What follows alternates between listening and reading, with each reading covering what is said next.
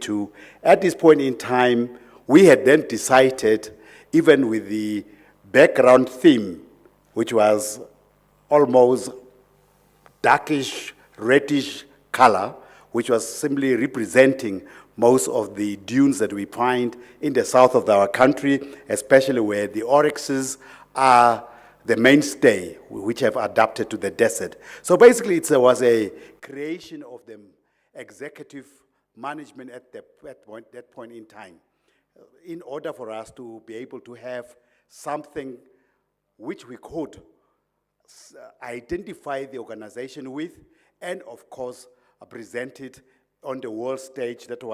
And this went on from 2002 up until 2005. We were representative with that.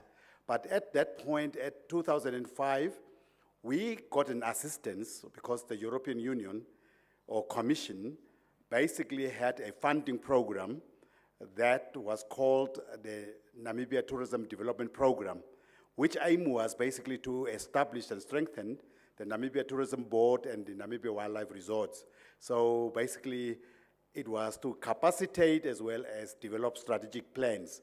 And as part of that, we then decided that we would have to embark on a journey to develop a more representative brand for the destination.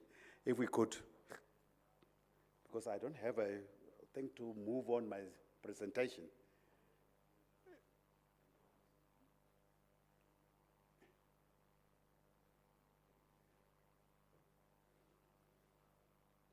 So during the period 2007 to 2010, we then embarked on a journey to develop the brand destination for Namibia. So as we were evolving, because the company that helped us at the time is called Jello Road, owned by Tom Bunkel, who used to be also the CEO of Visit Scotland or Scottish Tourism Board at the time. And basically, after his retirement, he got into a consulting company. And basically, when we looked at the brand, there were certain elements we needed to consider in order for us to conform to the principles of branding. And that is that the destination brand, at the time we saw it, is a mix of core characteristics that need to distinguish a destination, but of course, it must also be memorable, because when people are interacting with our brand, definitely it must stay in their memory, and if they in the future see the brand, they should be easily recognizing the brand. And therefore, the other current characteristic was it must be having an enduring essence that will last for longer, because we needed to differentiate ourselves from other destinations. So that was another element we took into account. And then, of course, lastly, importantly, when we develop the brand, it must, because it exists in the eyes of the beholder. So definitely the customer, in this case, who would be interacting with us and for whom we will be exhibiting this product, should be able to see that the product is credible and real. And that for us is that we couldn't manufacture or commercialize ideology. So those were the key critical issues which we gave as a brief to the consultant, that definitely the destination brand must be distinctive, memorable, it must be enduring, and definitely credible and real. So that was the basis of our brief to a consultant, how we wanted to position our brand in terms of concept and bringing it to life. Next.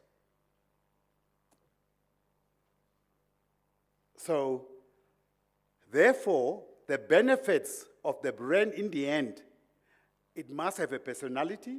Again, I told you it needs to be distinctive and memorable. Personality in terms of endurance, credibility, that is in essence. And therefore, out of that characteristics of the branding, what we are aiming is that we must distinguish ourselves from our competitors And we need to build loyalty to our brand, and premium price is the next factor that we needed to do, because we looked into the whole scope that Namibia is a long-haul destination, so you need to travel quite a lot of time, and this, whatever we offer, and the government policy of the day is that the tourism in Namibia should be low volume, high yield. So low volume, high yield definitely already synchronizes us to be a premium destination. So therefore, a price factor that should be taken into account is the premium that we'll have to offer. And therefore, the products that we also offer here in Namibia in terms of accommodation to tour guiding, to tour operating, should also conform to this type of guidelines. So what we went on to do after the brief is to then develop the brand. And the process that we followed was to go to the external market to gain the perceptions of the market, how they perceive Namibia as a tourism destination. That would be our visitors. And then we looked at the internal perception from the Namibians itself, the residents. How do they perceive their own country in terms of the tourism destination?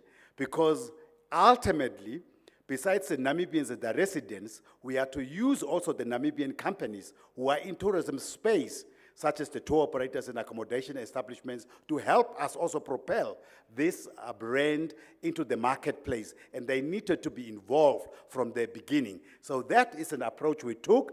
And based on that outcomes, we needed to get a consensus on Namibia's core brand values that will ultimately position the country as a premier tourism destination.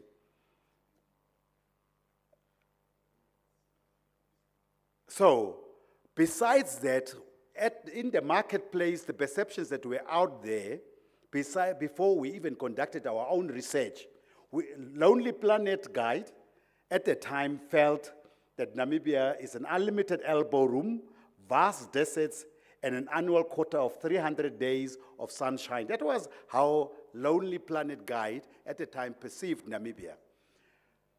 The Bushman saying, that is the San people in Namibia, said, Namibia feels like when God made this land, he must have been very angry.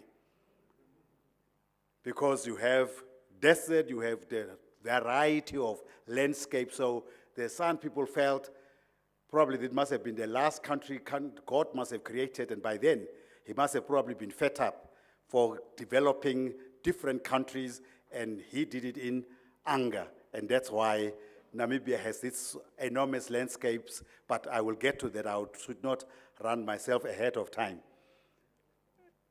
So our research approach was, we used the focus groups, and we wanted to establish from them, the focus groups were determined based on normal holiday patterns and the views of 27 developing countries in Africa, Asia, South America, because we are a developing country, although in terms of the IMF and World Bank rankings and definitions, we are not, but definitely we are.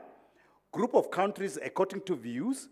We had to group those countries according to the views, and views of the Namibia, as well as the reactions to stimulus boards that we were doing to show various elements of Namibia. So that is the basically research approach that we undertook. So research was done in our main target markets. That was South Africa, Germany, United Kingdom, and the people we focused on, or our market segments we focused on, were the dings and the sings and the empty nesters. Those are the people whose children are gone out of home and they have more disposable income and more time at their hands to travel.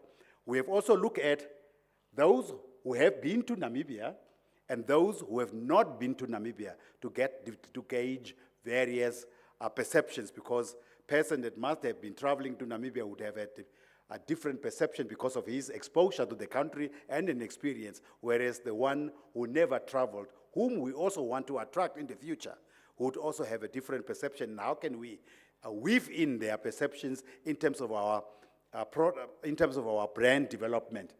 So in South Africa, we did the 5 groups in Johannesburg and Cape Town. 3 of them were English-speaking and 2 were Afrikaans-speaking, because obviously we do have Afrikaans vernacular, one of those languages in Namibia. And of our colonial linkages, there is that connection also for them to travel, or they are traveling, and they have family ties also in Namibia. In Germany and UK, we did the 2 groups of have-beens, those who traveled to the country, and 2 groups who have not been traveling to Namibia, but had visited southern or sub-Saharan Africa. Sub-Saharan Africa from Kenya, Tanzania, downwards. So we had to look at the broad spectrum and array of experiences for the people, for us to come up with our brand. Also, we had 2 in-depth interviews with tour operators in those markets who are selling Namibia as a tourism destination, and those who have not at that point been selling Namibia as a tourism destination. And the aim was to establish overall holiday motivation, destination decision-making criteria, perceptions about Namibia, and Namibia's key competitors. And we were then probing deeper the attitudes via stimulus boards. Stimulus boards, similarly, we had pictures. And then we had to show the pictures for them to identify these pictures in terms of the landscape or topography, in which country of our competitors is they residing. Is it South Africa? Is it Zambia? Is it Tanzania? So to see people in terms of their perceptions, where do they perceive Namibia and what are their level of knowledge about the country per se. So the outcomes of that research was saying that Namibia was surreal, extreme landscape, silence was one of those, tranquility was one of those perceptions or appealing factor, uncongested space, natural wildlife, personal relationship with the environment because of our efforts of conservation probably got into that element, no mass tourism, safe, no hassle from people, and self-drive possibility, were the aspects that came out as appealing factors for those who have traveled to Namibia or those who haven't traveled to Namibia, because that is a combination of the outcome of those focus groups that we conducted at that time. So we then had to put them onto the competitive analysis matrix. And in terms of the nature, culture, mass tourism, and undiscovered, we were boxed in the box of nature and undiscovered, but to a very extreme. We are undiscovered and nature. Botswana was ranking more higher than us. Namibia, Germany, and Namibia, UK, those groups put us on more or less to a closer pitching with Botswana. And then South Africans who were interviewed more or less pitched us closer to Tanzania. But of course, we are in a box of a country that is not naturally inspirated and of course undiscovered because of us not being a mass tourism destination. So that is more where we were pitched. The next competitor analysis again, when we were looking at another appealing factors, intimate, soulful, easy, raw and challenging, and frenetic. Namibia was then again put in the box of intimate, soulful, raw, and challenging. So that is an appeal that came out. Again, at that point, we were more than Botswana. So we were ranked more higher from Germany, from UK and RSA in terms of being intimate, soulful, raw, and challenging. Of course, to a far extreme was India in terms of raw and challenging, but not so much intimate and soulful. So those were the analysis matrix that we then had to conduct out of the outcome. That simply means, in the final analysis from our target audiences, that Namibia appeals to a particular mindset. And this is, the people traveling to Namibia must be confident escapers rather than cautious socializers. So we are more appealing to people with the mindset that are escapism is the fundamental thing here. The key insights is that Namibia is not a passive exhibit that is viewed from a distance. Namibia happens to you, and it engulfs you. Because you need to experience it yourself, you must be involved in terms of that. Namibia is an experience, the result of the individual's relationship with the dramatic and distinctive landscapes and wildlife translates in the end in an experience. So our proposition is that we sell experience. We don't sell a place. We are not Las Vegas, a Destiny World. We're not place. We sell experience as a destination. So our value proposition, therefore, is that Namibia is a pristine land of untouched natural beauty, of vastness, awe-inspiring contrast and mystical splendor, such that it touches the soul. You take it with you forever when you have been in Namibia. So that is what it is that in terms of our German clienteles, we have 3 repeaters. They travel up to 3 times. In UK, up to 2 times. South Africa, up to 4 to 5 times. So we have a repeater visiting rate because of the fact that they take Namibia forever, and therefore they would have to return and return and return to experience more. So, what are our core elements as an experience? The first is the place. We are rugged, we are natural. Namibia has an element of pristine landscape that is unlike anywhere else. And the relationship is the soulfulness. Namibia touches your soul. You feel humbled and awe-inspired by the vast space and tranquility. And the outcome of it, the benefit of it as a visitor, is that you are liberated when you are leaving this country. You feel free. You can explore the country on your own terms because you can hire a car and drive by yourself. It's so safe, it is so secure, you are not robbed, and those are the kinds of elements. And out of that flows the experience.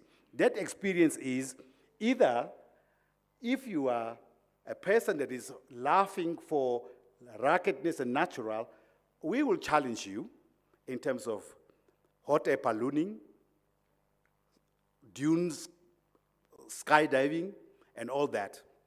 Then, for soulful and spiritual, because when you are here, because of the space, the darkness, the silence in the night, it feels that you are alone and you are unwinding your stress. Liberating is basically you get to relax yourself in Namibia, and when you go back here, you are regenerated. That's an experience that we are selling, even for Namibian domestic travelers as well. So, out of that flows our marketing drive. How do we execute that in the end? Ruggedness, as I said earlier on, you have rough terrains where you can do 4x4 driving as well. So these are some of the slogans or sentiments that people had expressed. It's like a different planet here on Earth. Or Namibia demands a lot, but gives you a lot in return. I like the idea of going somewhere before the rest of the world has discovered it. So this is the people who are rugged, naked, adventure people, that natural are those. It is as if God has finished and you are the first person there after God has done the job. So that is how the people who are doing the natural, sentimental people who are feeling that way. It's like where the world has ended. And then the animals came right up to me and surrounded me, because that is what we live and experience if you are in national parks and so forth. For those that are soulful, you can sit there, you can watch endlessly, it's alone you, and your mind drifts away. The quiet that surrounds you lets you look inside yourself somehow. Or when you look at the Namibian landscape, you can see that that you can see the hand of God. Or it's all about vastness and what it does to you as a person. So that is a soulfulness, and liberating part of it is the openness, silence, vastness, the distances, the stars that you can see at night. It all makes you feel fulfilled. Offers you real tranquility here. You can truly get away from people. Made me feel small, insignificant, or all the worries at home piled into nothing. Or there are still places in Namibia that you feel are yet to be discovered. That's why people do return anyway as repeat visitors. So all in all, that allowed us to develop that into a brand toolkit. Brand toolkit is having messaging which we then coach the industry with, so that when they are also selling the destination, they should continue this theme and the thread throughout, because as a National Tourist Board, the marketing agency cannot do that all alone. So therefore, we had to bring our stakeholders on board wherever they are doing their own marketing with their own money. They should always focus on these outcomes of the 4 pillars that I have just mentioned. So the outcome was to do synergy, brand extension through the operators, ensure that communications looks more Namibian. Because we didn't want the private sector to go and tell their own story, how they perceive Namibia as a tourism destination, because you could have mismatch and confusing messages out there in the marketplace. So once we do the marketing, no matter whether you are a private business and you have your own marketing team, you need to support these outcomes of the research that we have done, how we position the brand Destination Namibia. So this was launched in May 2005 at Indaba, Durban, and we roll out it with our stakeholders. So out of that was the essence of the brand. But of course, as an organization, which must now execute that, we needed to go a step further. Because I said earlier on, we just created the local, us as the executive, but we needed to do it a more pragmatic way. And that started into 2010, and we were saying the destination logo should be a visual trigger of a destination. Logo should be attractive, simple, clean, suitable for all media, and consistently applied. And it gives us an opportunity to improve perceptions and enhance attractions by launching Destination Brand Namibia. The brief was to develop a destination logo and a slogan for Namibia, and to develop templates appropriate for destination advertising, thereafter to develop other marketing communication tools. And we looked at how logos have evolved over time.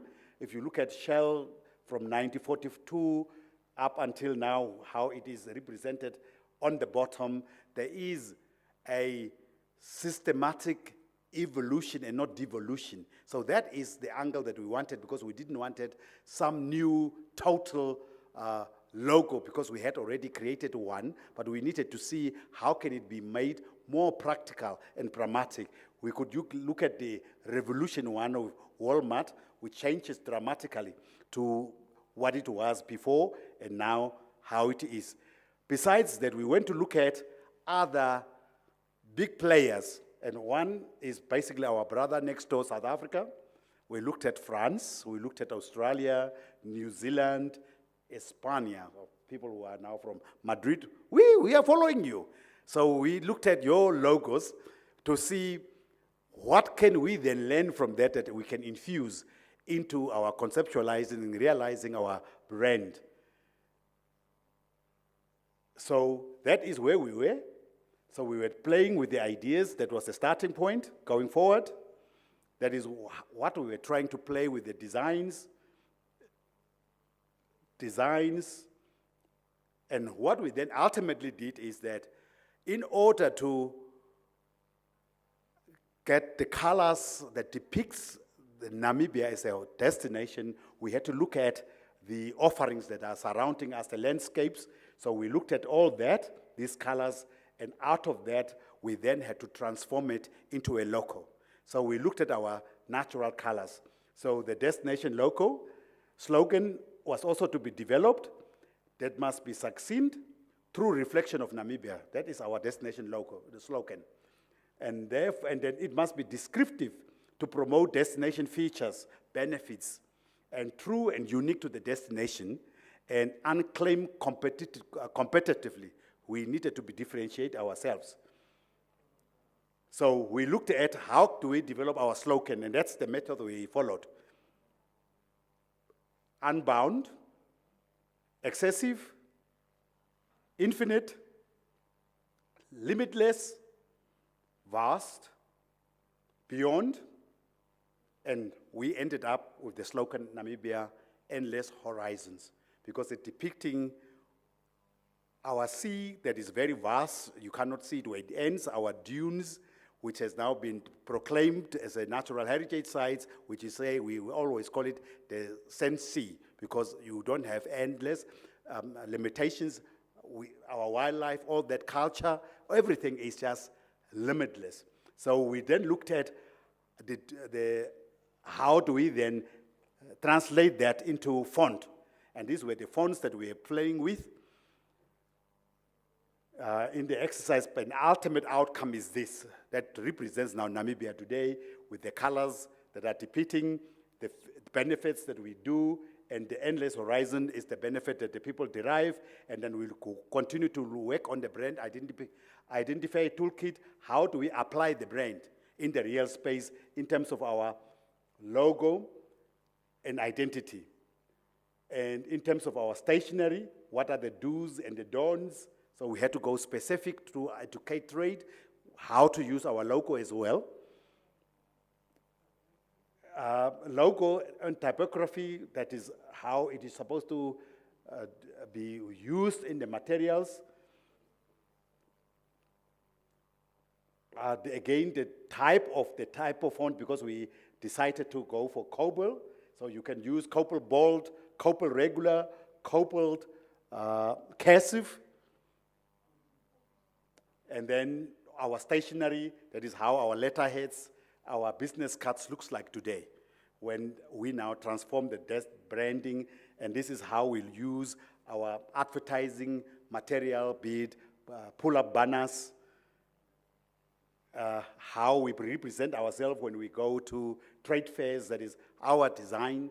So all that, and then of course that 4 elements, the colors that we use for nature, culture, wildlife, and adventure. So we had to go to that detail in terms of developing the brand and make it real and lively.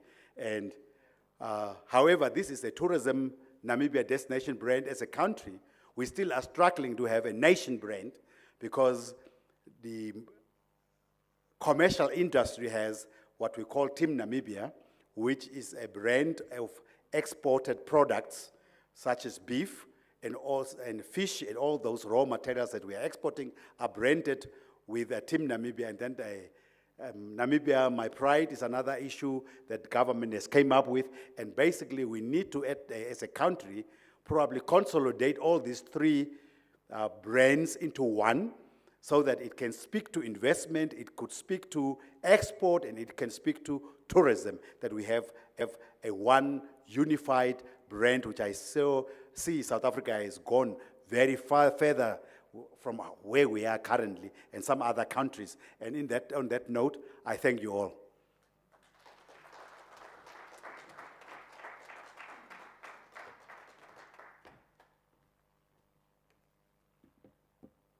Thank you very much, Mr. Digo Naubeb, CEO of the Namibia Tourism Board, for the journey that you take us through, but also to finish with an important note, and I think this is starting the discussion, which is how do we bring investment, export, promotion, country image, and tourism, which obviously sometimes have different or sometimes the same targets, because an investor can be also a traveler and vice versa.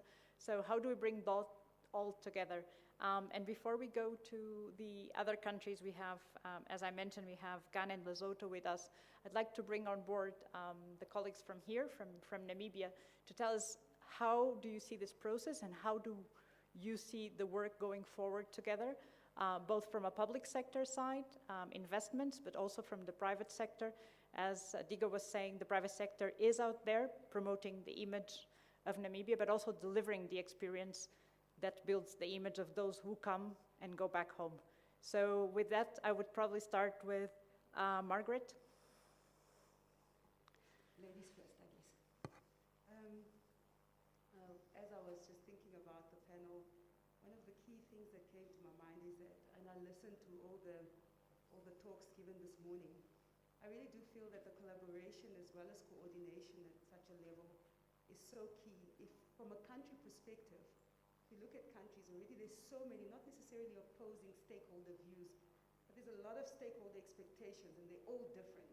You've got the citizens who've got a specific expectation. You've got government who has an expectation, and they need to deliver on a few expectations that come from the citizenry from the country. And then you've got private sector, they've got their expectations. So you've got a myriad stakeholder groupings. Each one has his own or their own expectation, and how do you bring all of this together? So from an Africa branding, and even just from looking at our country point of view, there's a lot of stakeholders that will need to be consulted. I really appreciate the fact that NTB looked into the research externally. What does the world say about us? And then obviously looking also internally. What do we see as a country? And one of the key things that I would add is that there must be a very compelling vision of where the country is going. Where are we looking to see the country going? And that vision should be crafted with a more broader community, and not just government or private sector, but maybe even to the communities, going into the deep grassroots areas of our country and asking people, what is your vision, or what is your dream for this country, and bringing all of that together. I mean, we are Namibians. I'm sure we will find a common thread in that. So it's a compelling vision, and then coordinating all of those and collaborating, and that's where the real drama comes in, because, you know, imagine I'm coming with Y, and also if I have an understanding of what this brand is supposed to be, branding in itself, and nation branding or place branding in itself. I'm sure if we were to ask everybody on this panel, we'll all have different views of what it means. So there's an element of education that must come in as well, and then that coordination. And it's not like an easy walk in the park, I'm very sure of that, but it's definitely where I would start, and it's starting with that research component, but getting a compelling vision for the country. This is where we're going. Because, I mean, from an investor point of view, we need to bring investors in, and investors are brought in so that we can develop our country. And then from a community point of view, we want a better life for our children, or whatever the case may be. And then from a tourism point of view, they're also coming into our country. There's investors that come and also invest where tourism is concerned. Again, for the development of the country, creating employment, so that we are not at the GDP per capita where we are now, but the whole point of it is to get Namibia to be more productive, and get Namibians to live in a country that they see a future, and it's sustainable for them in terms of employment, etc. Yeah. Thank you very much, Margaret. I think that was an excellent way to kickstart, I think, the issue of research, obviously, to understand inside and outside what's the perception. The commonalities, defining the commonalities is a process in itself. And then the coordination that comes with it. And finally, the vision. I think that vision needs to be embraced and felt. So thank you so much for bringing that all together so nicely. And now to Paul from a private sector perspective. And I'd like to recall from our discussion that Paul is COO of Sense of Africa. So what is your take on the branding of Namibia, but also the perceptions that we have of Africa as a tour operator facing so many. Thank you. You've actually made it a lot easier for me, because for a few seconds there, when you asked the first question, I thought, I'm a tour operator. And it was actually very interesting listening to Digo go through the process, because at the time when we were doing it, I was very new into tourism, and I was a very young MD. And it really hits a lot of the points that this is the way we, as Namibians, feel about ourselves. It's encapsulated in those 4 words: natural, rugged, liberating, and soulful. And it is something that the tourism industry really has jumped jumped on. If I would try and extrapolate it a little bit further and say, that was what we were doing in 2004, 2005 till 2007, not much has changed. Because if you would ask a Namibian in tourism, and this is not a tour operator per se, this is the lodges, the accommodation establishments, how we see ourselves and how we sell Namibia as a destination. We keep going back to our real strength. We are an experiential destination. We're a touring destination. The words that Digo was saying, the land God made in anger. The contrast that we have is how we try and move people through to really experience. So if I look, and let me bring the ugly elephant into the room, which is COVID, but now I want to go to a post-COVID time. What are the unique selling points that Namibia has? We have huge space. What is the catchword? Social distancing. We go, people that comes naturally to us. There's going to be a pent-up demand and people want to do something different. How do we exploit that? Well, we are selling experiences, something that you will not have been having 24/7 behind a computer screen in your room or locked into the small areas where we are. So, what are we looking at trying to evolutionize also our brand is? We are selling what we believe people will be asking for. Space, experiences, things that you haven't been doing, things that are out of the ordinary for you. And that is as a tourism operator. I see we have all of Africa and it's not only about Namibia. But each one of us will be looking at how do we expand on that. And let me, I have the advantage that Sense of Africa is here, it's in Botswana, it's in South Africa, it's in Kenya, it's in Tanzania and Uganda, and we're looking at Rwanda and Ethiopia. But let me just then take East Africa as an example because it's very easy to use them as an example because they're very different to us. If I go to East Africa, what am I selling? I'm selling a safari. I really hinge on the wildlife, which, I hate to admit this as a Namibian that potentially their wildlife experience may be better than ours. But that is why they own the word safari better than what we do. What will people want to do when they escape? They want to do things that they don't have on an everyday basis. And what does Africa have in spades that nobody can touch us on? We have wildlife unparalleled anywhere in the world. We look at some of our competitor sets, and I always use South America as a very easy example. They have spectacular landscapes. As a Namibian, I consider them a fierce competitor. But what is my USP that they cannot touch us back on? We still have wildlife. And that is the space that I think Africa really can play in when we are saying, what is our brand? What do we sell? Certain countries in Africa, and I take Ethiopia as an example, is so strong on culture. And these are so many things that we can bring into our mix to really benefit for when we have that return to tourism. And I do believe there's a pent-up demand that we can really work on. Thank you very much. I think that's a very important point. We do see that whenever there's signs of opening, searches and bookings spike. So I do believe, as you do, that we do have a pent-up demand. And also, I can say that my plane coming here was full, and people's faces were extremely happy. I think they had a different phrase than when they would travel before, because at the end of the day, as you say, we've been all locked down, and we're eager to return to travel. Just coming back to your point, and because I know that sometimes one of the challenges engaging the private sector in this process is because, well, you've been in the public sector, sometimes it's a government-driven activity, either nation brand or place brand. How do you see, what do governments need to do to ensure that the private sector is part of this process in an engaged way, but also in the implementation phase, obviously? So, and let me just take this from my experience a little bit, and you need to give me a little bit of leeway on this, because for better or worse, as private sector goes, I'm a total free marketeer.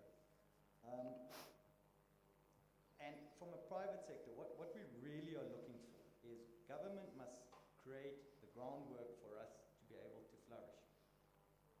And then you'll have two sides in private sector. Some people like regulation because it controls things, and then you can work in a organized environment where you know what the rules are, and we don't go beyond those. For the remainder, and I think tourism is really a good example in this case, is in a free market, the consumer will decide side. You know, so as I said to you, I used to be the chairperson of NTB, not the CEO. But the Namibia Tourism Board has two functions. One is regulation and one is marketing. For me, marketing brings the guests, which brings the wealth into the country, which creates the jobs, which alleviates poverty, and it's that gift that keeps on giving. Regulation is the side where we say, now we have certain standards we must maintain, which we would all accept. Now, a strong private sector says, let us regulate ourselves, because the truth is, nobody wants to visit a place that others don't enjoy. And you're not going to hide in a vacuum somewhere that you have a terrible place that people keep on coming to and keep on creating a bad reputation, because the market will regulate that. Slowly but surely people disappear. They just don't come anymore, and then you understand what your underlying problem is. Me and Margaret were just also touching sides on it. There is a function where government has other altruistic goals that they need to achieve. And let's take the one we really need to do, a better spreading of wealth and poverty alleviation, which means sometimes you need to put some handbrakes on wanton abuse. You know, you can call it many things. I always chuckle, I live in Africa, so the word that we call it is corruption. If I was living in America, I would call it crony capitalism. Both are equally evil, but that is unfettered capitalism, and it's not really the free market that plays with it. So the problem me and Margaret were discussing is there is mistrust between the public sector and the private sector. The public sector says, you know, they want to implement rules, and the perception from public sector is if the rules, if private sector enjoys the rules too much, it's because they found a loophole, and it's going to prejudice certain areas. Private sector often doesn't understand why rules are being put in place when they really are able to regulate themselves. The same as I say with an accommodation establishment, if I am giving bad food, people aren't going to come back. It'll be on, and let's take the transparency we have in the world, it'll be on TripAdvisor, it will be on every platform where you can book easily. And I don't know where that confidence will come between government and private sector, that it actually balances itself out, that we really are on the page to work towards the same goals. I think the Namibian government has been putting in institutions where really they are supposed to be that link, whether those institutions need to stay for a long time and you know, it comes at a cost, or whether they are there just to get that movement that we are both moving in the same direction at the same time, would come up with time, I guess. Thank you very much, Paul. I think that's an example of what Margaret was just saying of you always have to find the commonalities. There will always be difference. Obviously, as you say, different stakeholders will have different objectives, and governments have one responsibility towards the well-being of community often, which also is the umbrella for that discussion. But I think your important point is trust. And I think in these processes, we all need to trust the process, and we need to trust each other to find those commonalities. So thank you very much. I'd like to bring now Lip to Ghana, to the CEO of the Ghana Tourism Authority, and ask you to share with the audience, both here and the ones following us online, how branding is being addressed in Ghana from a tourism perspective, but also how from a broader perspective of the brand of the country. All right, thank you very much. But before I do that, I just had a little question for Digo, my brother. In your market, I didn't see domestic tourism, domestic market in there. So how does that play into the discussion? So that was probably contributed to the residents, because we looked at the residents in Namibia, in fact, in terms of their perception. But in your grid, I didn't see, where did they place you? Oh, yeah, no, we haven't placed that into the grid. Okay, so I think, I mean, flowing from there, that's probably one of the challenges that we all have to deal with in terms of, many a times, I think we look at the external, looking when we say we are doing branding, marketing, I think sometimes the focus is more on how do we bring people in versus how do we ensure that local market also is in tune and aligned. And that talks to the the private sector, public sector discussion that is on the table. And I also realize that sometimes we look at what the market sees as currently. So when I was going through what you were doing, you said, okay, how do people perceive us? And sometimes we do that a lot. How do people perceive Ghana? How do people perceive? And we think their perception is what we are, instead of really creating our own identity separate from the perceptions and also building on the values that they want. So somebody can say, oh, Ghana is a peace-loving country. People say that a lot. Peaceful country. But really, will somebody just travel because of, I'm going to a peaceful country? There must be something more. So we need to also look at the values of the customers. What do they really want? And do we have it? If we don't, can we create it? I think for us, the challenge we're facing is similar to what most countries are facing. You have investments, you have exports, and then ourselves. And so as we market from the tourism point of view, you have the investments promotion center also doing their own thing separate from, and sometimes when you sit in a room together, it feels funny that you're coming from the same country with two different brand identities and messages coming out. And so some time back, our former president, Professor Mills, created a Brand Ghana office at the office of the president. And I thought that was a very good thing to do, where you have a Brand Ghana office trying to bring all the various elements together so we can have one country brand. But it didn't seem to work. It hasn't worked yet. So I'm hoping that we can get back to that. Currently, that's a discussion that is ongoing between ourselves, as Tourism Authority, the Investment Promotion Center, and an Export Promotion Authority. But how can we get one consistent brand for the country, one message for the country that aligns with all the three touch points: investments, exports, and tourism?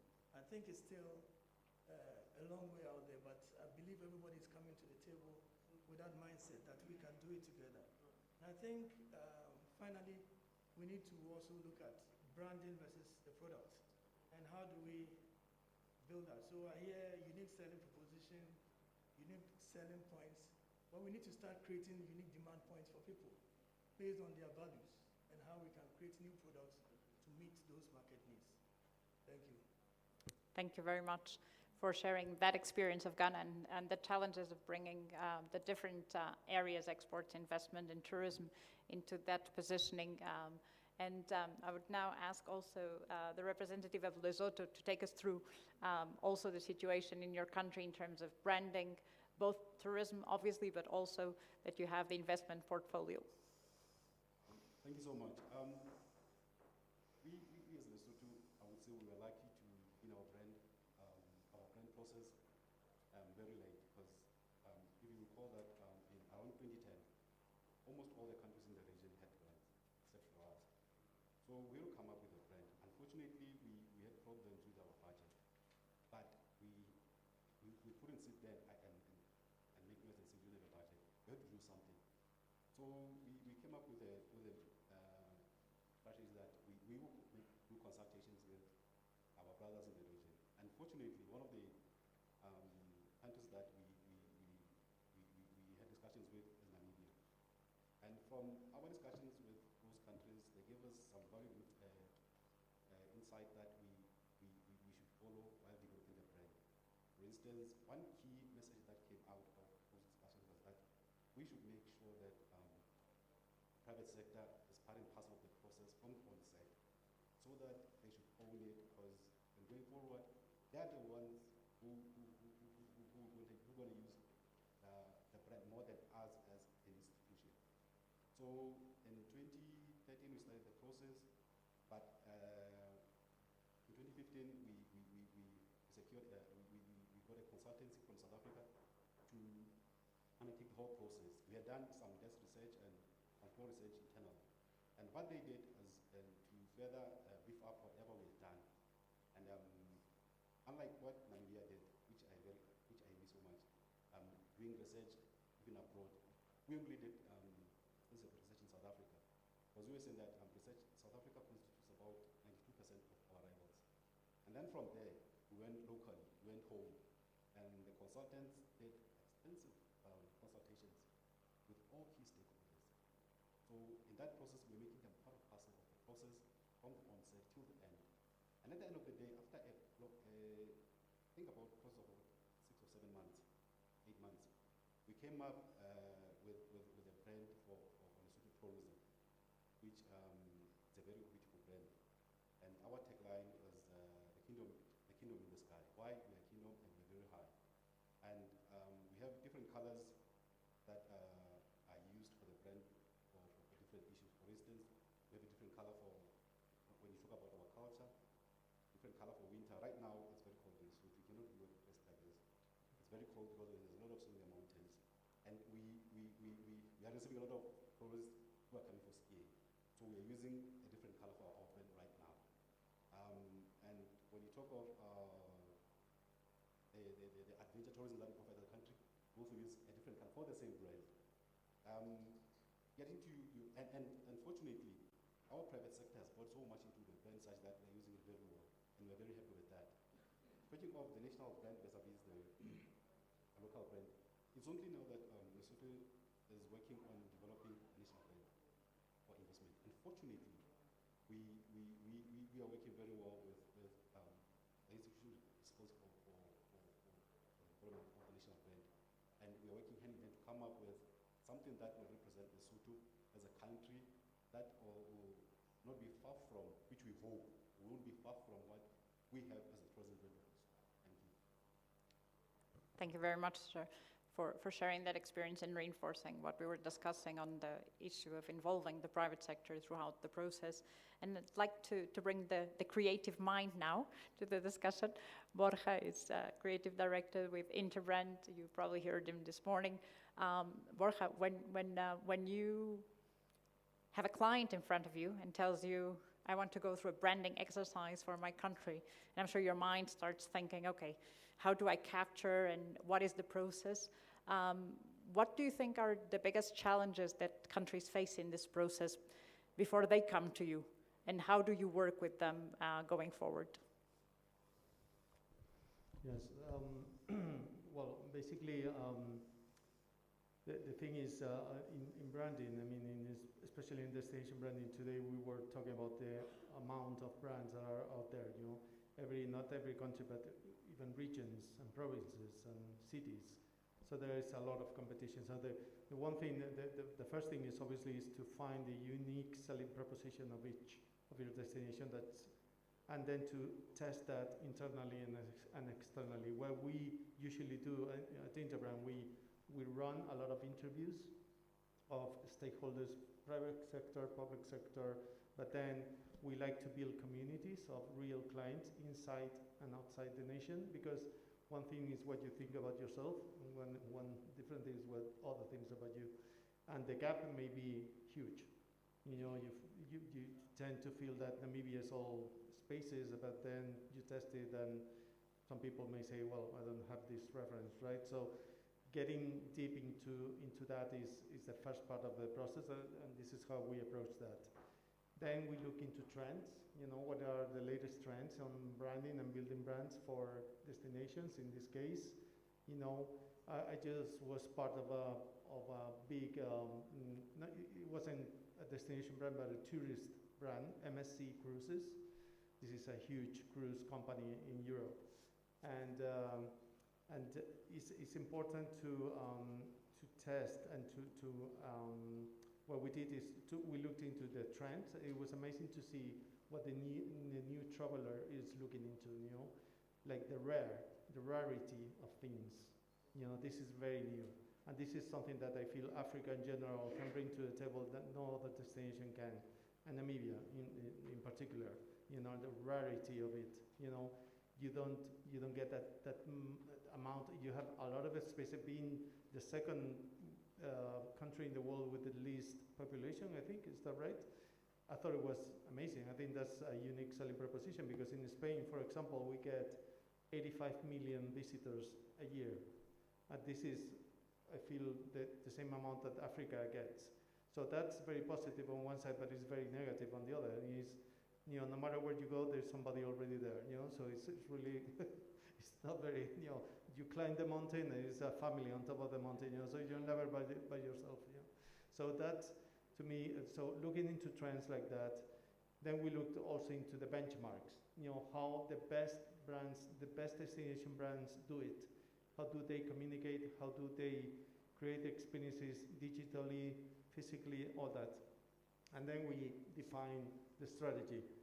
Lately, we tend to, instead of, that in branding, a common word is to position your brand. We don't like to talk about positioning because when you position something, it stays static. And the world is moving so fast, and audiences and travelers, they're moving so fast that they are constantly evolving. So if you're positioned here, in 5 years' time, the client may have evolved towards something else, so your positioning is no longer valid. So we tend to talk about ambition. So we create ambitions for brands. Where do you want to be in 5 years' time? And then we create those famous iconic moves along the way to get there. So that's the strategy. And then finally, we put a layer of creativity into it. And we tend to focus not so much on logos. We don't like to say branding is about creating logos, but rather about creating narratives. I really love the endless horizons narrative. And by the way, I think it does, obviously it's good for tourism, for Namibia as a touristic brand, but also it could be perfectly used for investors, investment, so the sky's the limit, come to Namibia, so I think it was very clever, very cool. So yeah, expression, not so much, a logo is important, but it's much more important than logo is narrative. How do you bring it to life? How do you express it? And that's how basically we approach this type of projects. Thank you very much, Borja. I don't know if there's any comment from the floor. I don't know if not, we are around 15 minutes from our closing of the session. So I know that the title of our seminar is Strengthen Branding Africa for a Swift Recovery. And as it was mentioned by Paul, we are in a very specific moment. We don't know how consumers have changed there also, because we're still crossing that path. So before we close, I would like each of you to tell us, and we discussed this morning, if we would be a title in the New York Times, what do we want to be? So in the current situation, from each of you, what would you, I think there's a comment behind from South Africa. Before we close, if someone can get, please, the microphone to the marketing manager of the South Africa Tourism Board, please.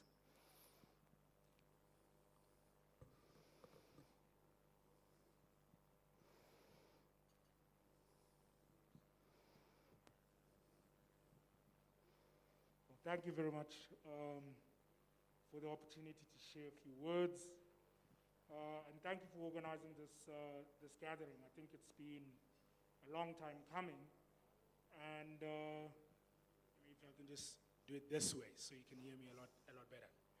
I just thought I should share maybe one or two things from our experiences from South Africa over the last couple of months. So just before we went into the lockdown, if you look at the brand strength of the country as a destination, it was pretty competitive against other long-haul destinations in all our source markets. Obviously, as an African continent, there are inherent perceptions of the destination, around safety and security, around accessibility, that, we were dealing with. But, the minute we went into the lockdown, I think the opportunity that we need to realize is that it has zero-based the world. Everywhere is not quite safe, So we have the unique opportunity to restate our case as a continent, and I agree it's not about positioning, but it's about a trajectory of growth that we want to pursue. During the lockdown period, a couple of shifts happened. One, there was an acceleration from bricks and mortar retail purchasing into a digital, consumption space. There was an acceleration in terms of the way in which consumers interact with technology and the way in which consumers source information about places. So for example, whereas previously people would probably, just go onto Google search engine or look out on mainstream media for advertising, there was a shift to actually, consuming entertainment on destinations. So Netflix, YouTube, exchange of information on social media platforms. So that shift is not going to reverse, it's going to accelerate. This leads me to the next point, that the African continent has got the youngest population of all continents globally. Europe is declining, China's declining, Africa's got a youthful population, first. Second, Africa has got a very strong mobile consumption. We've got a proliferation of smartphones across the continent. So if whatever we do, we've got to leverage our youthful population, and we've got to leverage the fact that we have a mobile first, population on the continent, and we need to make sure that whatever it is that we do, we build a trajectory that leverages youthfulness and leverages technology and connectivity. Finally, let me just say this, that somebody mentioned this earlier on, that the perception of the barriers is actually the worst enemy than the reality of the barriers. We in the world, are perceived in a way that is not real. We're perceived to be backward when we're not. We're perceived to be closed when we're not. We're perceived not to be as advanced when actually a lot of innovation comes out of the continent. I believe that whatever it is that we need to do next needs to be a quantum leap from where we are actually perceived. We can't simply market ourselves the way we did previously. We've got to do something that is drastically different, attention-grabbing to the world. One of the things that we found is that we index very low on awareness globally. And everybody thinks that what we need to do is that we need to throw more media money. That's not what we need to do. We need to come up with a story that is so compelling that people cannot forget. We need to come up with a narrative that is so forward-moving for Africa that it almost borders just on the brink of unbelievability, but that compels people to come and discover the fact that it is actually real. And that is how far we need to push the boundary. And I'm looking forward to going on this journey. And our hand is up, to participate in this process. Thank you very much. Thank you very much for sharing your vision to the challenges ahead and the road that we all share. I'm going to close the panel with taking into consideration the setting of South Africa.